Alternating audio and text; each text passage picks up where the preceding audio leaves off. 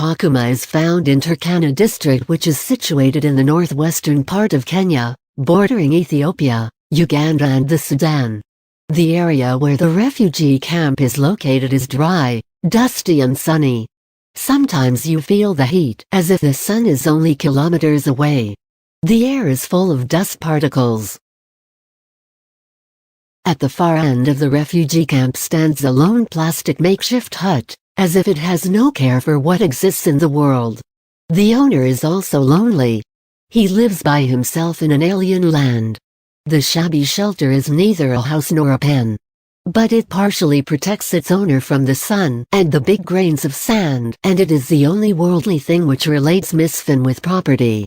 He says it is my house, but deep inside he knows that he does not deserve it. When Misfin feels the stress from the combined forces of loneliness, lack of love and hunger, he usually loiters in the forest. Moreover, when there is a shortage of firewood, which is more often than not, he walks for about 20 kilometers to fetch twigs. The wood is essential to provide the energy required to boil the beans, which are hard to cook. The firewood rationed is hardly enough to make a day's meals, so fetching wood is one of Misfin's main activities.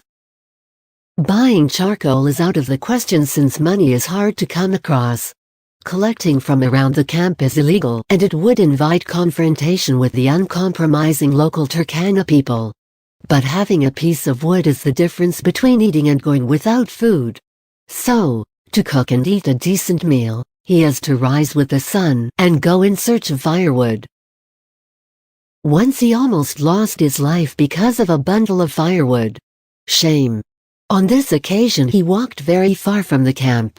He collected fallen trees and branches, tied the pieces together with the rope he had carried with him and started his journey back to the camp. He braved the scorching sun from above and the burning heat of the sand under his feet. He took strength from the hope that he would reach home safely with his bundle, to cook and to eat his fill. After traveling much of the distance back to the camp, sweating and panting under the load of the bundle, the unexpected happened. Unfortunately, he met an aggressive local Turkana armed with knives and arrows and was asked to throw the bundle he was carrying down. Poor chap. He tried to reason with the Turkana, forgetting that neither of them could understand the other. He tried to win his heart by showing submissiveness and bowing repeatedly, but in vain. He even tried to cry to evoke sympathy, but to no avail. The local was determined and uncompromising. He threatened Misfin with his armaments and indicated the place where Misfin should place the bundle of wood. Finally, when Misfin understood his position and when he knew that he was beaten, he abandoned the bundle and restarted the interrupted journey back home. He doesn't know how he covered the remaining distance, since he finished it moving as a corpse, cursing the star under which he had been born. Back at home he lay on his mat. He forgot that he had eaten nothing the whole day and that his stomach was empty. He crouched with his head and knees together as a hungry dog and cried for peace. He wondered if it was proper to cry at the age of 40 or so, but it was the only way to keep his sanity.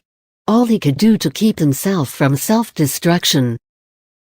When he sits and ponders what he is doing with his life or what is being done to him, Misfin always ends up confused. He first fled his home country to the Sudan when the Marxist junta, which had stood for the downtrodden, won state power and started to eliminate the so-called reactionaries. He returned to Ethiopia when President Mengistu took his turn to flee the country and to join the refugees in Harare, and then the new Ethiopian transitional government came to power. He returned and stayed in the country long enough to see how fast Ethiopians were going from the frying pan into the fire. Then he took off again, this time to Kenya. Born to run away as a rabbit at the first sight of a problem, he thought to himself silently. He learned nothing from his running, but his long life as a refugee taught him tolerance. He knows that tolerance is the rule of the game and it is the way to sanity. That is why he is still alive. He remembered how many of his friends perished and how many went mad and disappeared into the desert, left to unknown fates. Once while wandering around somewhere, he had found an identity card, an Ethiopian one, near a partially decomposed body. He tried to see the face of the deceased, but his legs failed him. He fell to the ground and vomited. When he had composed himself, he ran to the camp and hid in his hut for days. He hated remembering, sitting on his mat, counting the days that he had lived in the refugee camp, enduring the unendurable. But here he was, sitting and remembering. He tolerated the police who behave as if they owned the world, and demand so much when they see a refugee.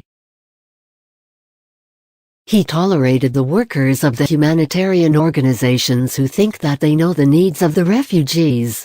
And he also tolerated the hunger, the thirst, the cold and the sun which are intolerable. As he sat, he prayed for his deliverance. He knows God is unfair in his treatment of individuals. The illogical God allows some creatures to wither away in a hot desert, in an alien land, while others are leading luxurious lives. Today, he doubts fairness. Finally, he was tired and went to sleep, to wait for another tomorrow. In a refugee's life, all tomorrows are the same.